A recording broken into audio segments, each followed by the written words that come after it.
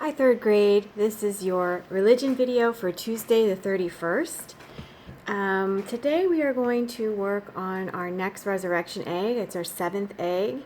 And we are also going to work on the 7th station of the cross. After we learn about our resurrection egg, you're going to color your 7th station.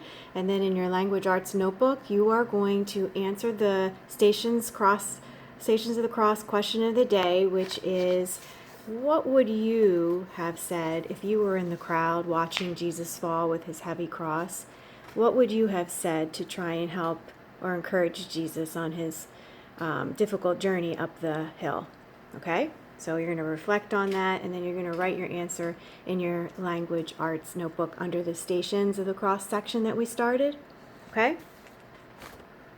All right. Let's see. Today, I'm going to read the Bible part first. It says, "Then the soldiers of the governor took Jesus into the governor's headquarters, and they gathered the whole battalion before him. And they stripped him, and put a scarlet robe on him, and twisted together a crown of thorns.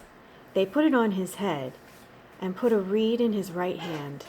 And kneeling before him, they mocked him, saying, 'Hail, King of the Jews.'"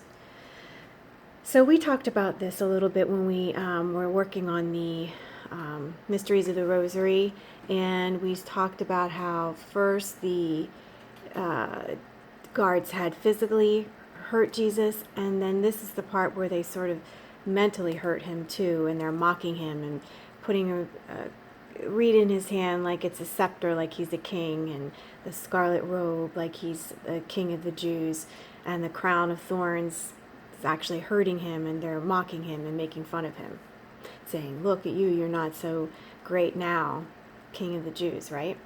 And we talked about how on the crucifixes that we can find around our house and in our classroom and even at church, the words on top of the crucifix mean King of the Jews. Okay? So in our egg, today we have a little tiny crown of thorns to represent that one that they placed on Jesus' head. Okay? And then let's just read a little bit more. "After Jesus had been whipped, the soldiers took branches with thorns, twisted them into the shape of a crown, and shoved it down on Jesus' head. Again, Jesus bled. We know that because Jesus was the Son of God, he could have stopped the men from hurting him. But he let them continue. Do you know why? Because even though he hadn't done anything wrong, he hadn't done any sins, Jesus was taking the punishment for all the wrong things that any person had ever done or will ever do. This includes you and me." So what does that mean? When we're at Mass and the priest is holding up the wine and the bread, and he's saying, "This will be given up for you and for all so that sins can be forgiven," that's where that comes from. Jesus' sacrifice, being tortured and humiliated and crucified on the cross, all of that was done for us so that our sins could be forgiven, and then we could be worthy of going to heaven and being with Jesus and God when we die.